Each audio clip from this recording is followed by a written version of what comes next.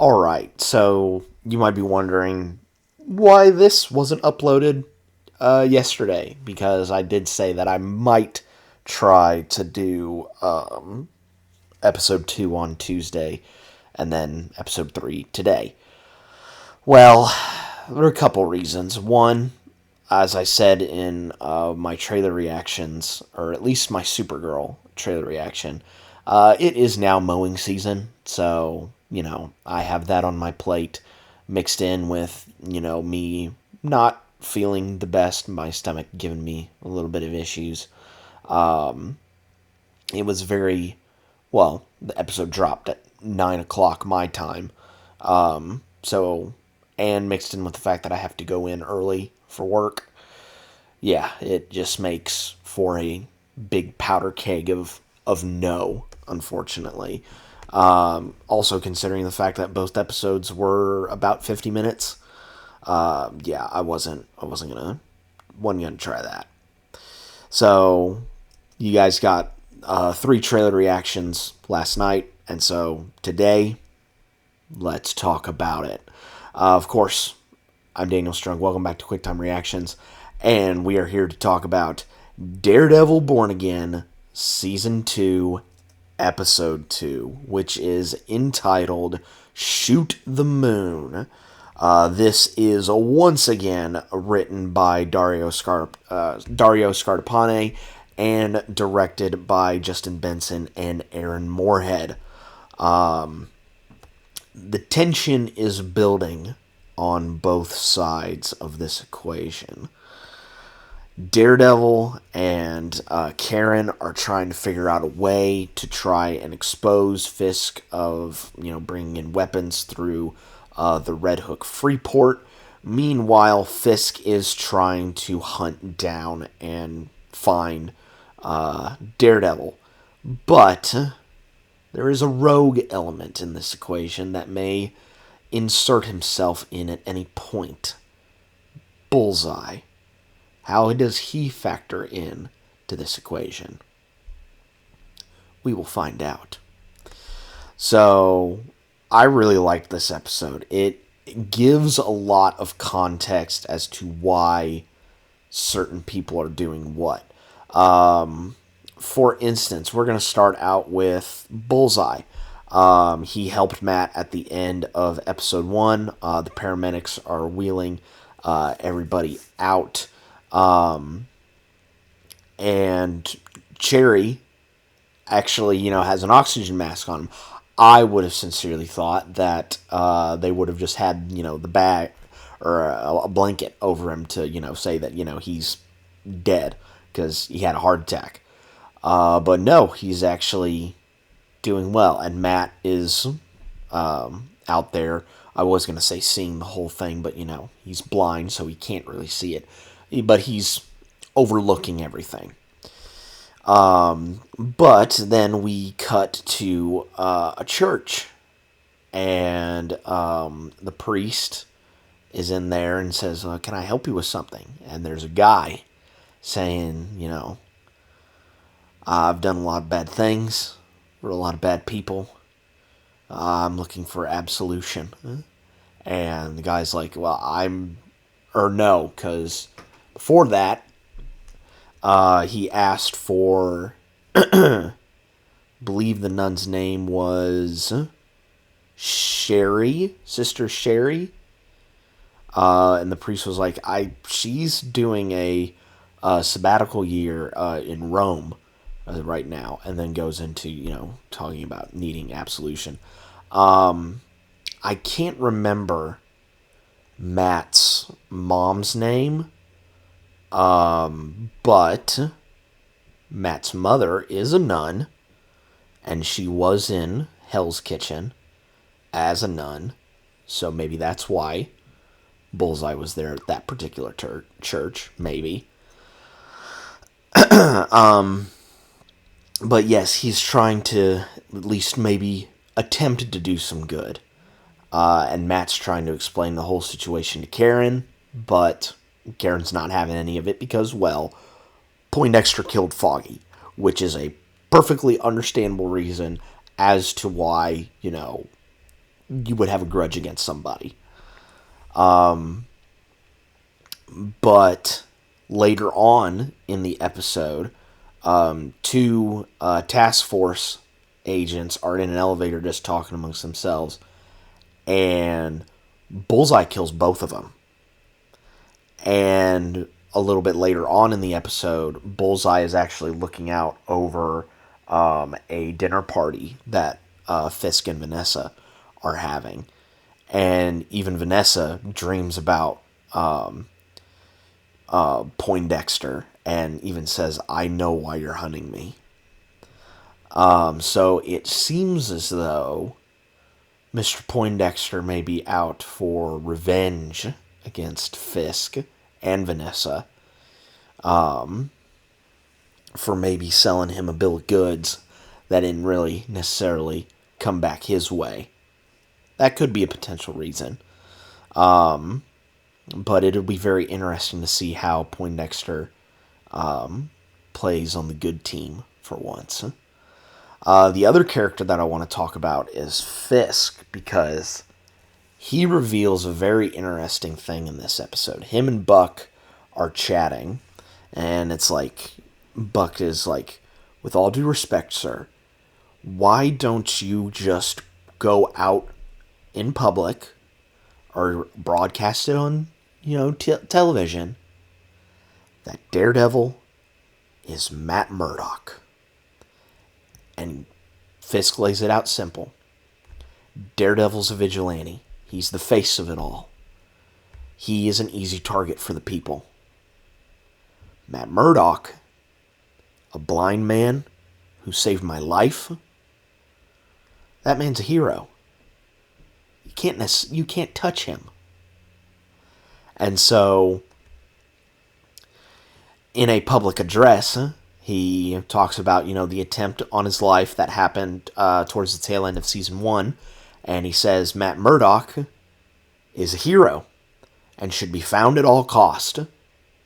And so not only is the anti-vigilante task force looking for Daredevil, but the public is now looking for Matt Murdock. So you have two separate forces trying to find one person. And I think that is absolute brilliance by Kingpin. There is a scene later on where he confronts Daniel about another leak, the Max Headroom version of himself, spilling out what really is going on. And, he asks him, Daniel, two very simple questions. You know how this got out? And who do you think in this building needs protection? And he answers both of them perfectly. And he gave those answers because he was trying to save his own ass in that instance. 100%. And then Daniel has BB Urich over for a little bit of dinner. And of course, he's starting to look a little bit more like Kingpin. Because he's got the suspenders, he got the white shirt on, lavish dinner. Like, he's starting to become Kingpin Jr. And he's starting to essentially threaten BB to... Because my assumption is that he probably knows. Or he might not. He seems like the type of person that may be just like, dumb in the head and, actually believes her. But he's like, if you are leaking this footage, don't leak it. And of course, we see who's actually under the Max Headroom mask of Kingpin. It is none other than Miss BB Urich herself, putting out this information. Because, and the way that she's been getting this information is through Daniel's laptop, because also earlier on in the episode, he deleted the footage that was on the Northern Star off his laptop. And that's exactly how BB got the footage in the first place. Of course, we also have to talk about the anti-vigilante task force causing all sorts of stuff, going around neighborhoods arresting people for absolute no reason. Uh, we actually catch up with Angela Ayala, the daughter to Hector Ayala, whitetiger, who was in last season. They're going into a bodega, and the mom sees three kids trying to steal liquor. Tries to talk them out of it the nice way, but the bodega clerk ain't having any of that, and pulls out a shotgun and scares the kids, who drop the bottle of liquor.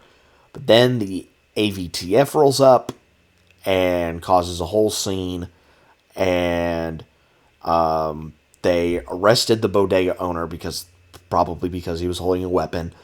Arrested the kids for stealing, and arrested the mom for assaulting an officer, even though she just grabbed his arm. Now, I'm not going to sit here and, rant about, this with, the times we are living in now. All I'm going to say is, looks oddly familiar. Just a little bit. Tiny bit. Anyway, we cut to, or this is actually more towards the tail end of the episode. I love, again, the dualisms of Daredevil and Kingpin. They had a lot of those in the first season. But this one was really, really cool, where both Matt and Fisk are in bed with their significant others, Fisk, Vanessa, and Matt, Karen.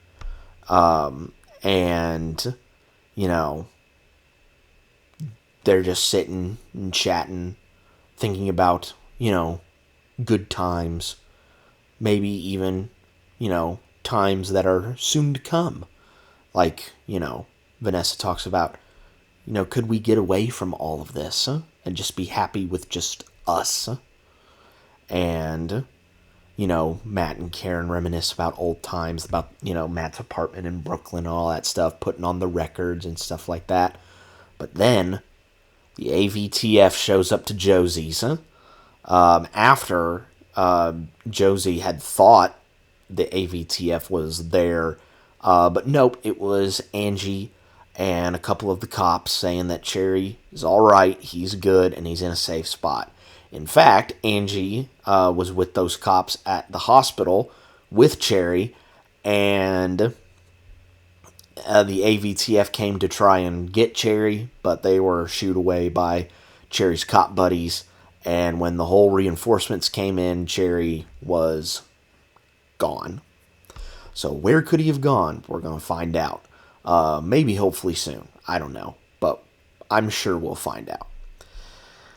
But the AVTF rolls up to Josie's, and of course there's going to be mass hysteria, panic, and all sorts of jazz. And then, of course, a fight breaks out. And the fight sequence that happens in this is absolutely awesome and really, really cool. Matt gets his licks in. Karen also gets some licks in on an agent that she encounters outside. And you think for a second that Karen might have got captured and taken by the AVTF, but nope, she's okay. And she actually says, I actually have something to show you real quick. And takes Matt to Frank's old hideout that we saw in season 1, and says, since Fisk is hunting us, maybe we should hunt them. And she has a task force agent tied up to a chair. And that's where the episode ends. I think that is an absolute genius move by Karen. Since he's going to hunt us, let's hunt them. That is absolutely brilliant. Fighting fire with fire. and see who cracks first. Absolutely brilliant by Karen. I feel like this is a powder keg building. And whoever lights that match first will set off an explosion. I don't know if that explosion is going to happen in episode 3 or later on in the season. But what I do know is that it's going to be a really big ass explosion. I know that for sure. But that is going to be it for my review / recap of Daredevil Born Again Season 2, Episode 2. I'm really liking how this is starting off. And from what I've heard, it's just going to go up, up, up. So be on the lookout for my review of Episode 3. But in the meantime, guys, be safe out there. And again, lock your doors just to make sure that no anti-vigilante task force is coming in and breaking down your doors and arresting you for no reason. Just make sure to lock your doors. And I will catch you guys next time.